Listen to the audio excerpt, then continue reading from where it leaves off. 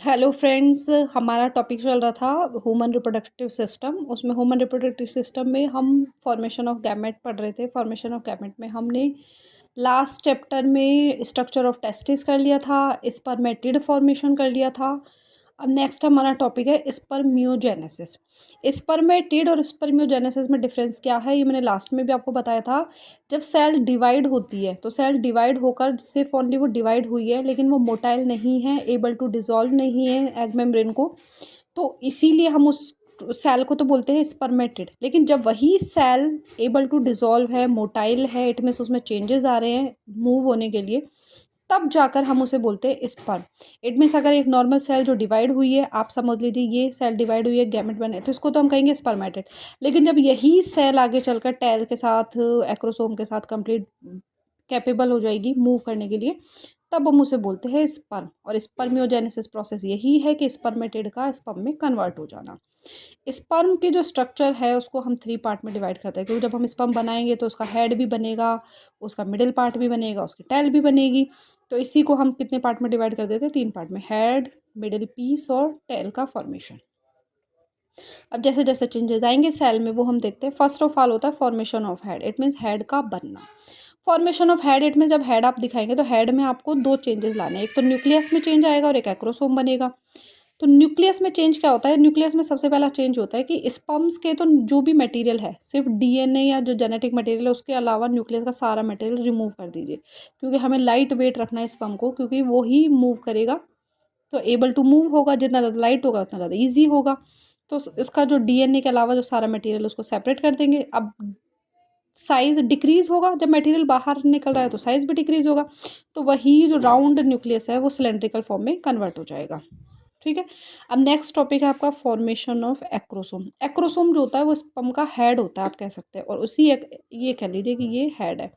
और यही एक्रोसोम है जिसके पास लाइटिक एंजाइम होंगे जो आगे चलकर एग मेम्ब्रेन को डिसॉल्व करेगा। तो यही क्या है? एक्रोसोम का बनना।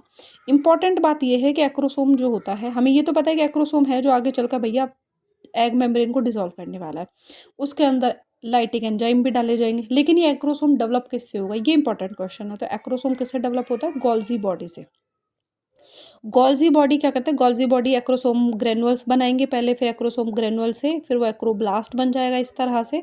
और इसके अंदर लाइटिक एंजाइम होंगे जो कि एग मेम्ब्रेन को डिसॉल्व करेंगे। ये स्ट्रक्चर होगी कैसे, वो मैं आपको डायग्राम में एक्सप्लेन करती हूँ। सबसे सपोज कीजिए ये जो है एग का न्यूक्लियस है, ओके, और यहाँ पर गोल्जी बॉडी जो है, गोल्जी कॉम्प्लेक्स, यहाँ पर गोल्जी बॉडी अरेंज है। जैसे ही हेड फॉर्मेशन जो होगा, इसका एक्रोसोम बनेगा, तो गोल्जी बॉडी पार्टिकल्स यहाँ आने लग जाएंगे नियर। और अब गोल्जी बॉडी के जो पार्टिकल्स है ये वेसिकल्स में कन्वर्ट हो गए, और ये वेसिकल इसके हेड पर अरेंज हो जाएंगे।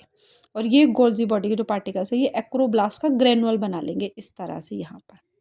और ये एक्रोसोम का जो ग्रेनुअल है और ये वेसिकल्स है इस तरह से अरेंज होंगे। हेड जो न्यूक्लियस है वो थोड़ा अंदर की तरफ शिफ्ट होगा, और इस तरह से न्यूक्लियस एक्रोसोम का जो ग्रेनुअल है वो इसके ऊपर सेटल हो जाएगा इस तरह से। ये हो जाएगा एक्रोसोम। बाद में ये सराउंड में ये क्या हो जाएगा? Plasma membrane. और यही एक्रोसोम होगा जिसमें लाइटिक एंजाइम होंगे, वो लाइटिक एंजाइम एग मेम्ब्रेन को डिसॉल्व करेंगे। इट मीन हेड पार्टी तो है जो फर्स्ट ऑफ ऑल एंटर करेगा और एग मेम्ब्रेन को डिसॉल्व करेगा।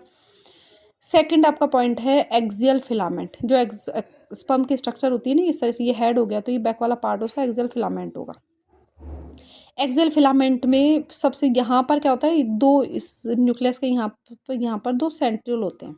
ये सेंट्रियोल, जो फर्स्ट वाला सेंट्रियोल होता है ये तो प्रॉक्सिमल सेंट्रियोल कहलाता है, और जो दूसरा है ये डिस्टल सेंट्रियोल कहलाता है।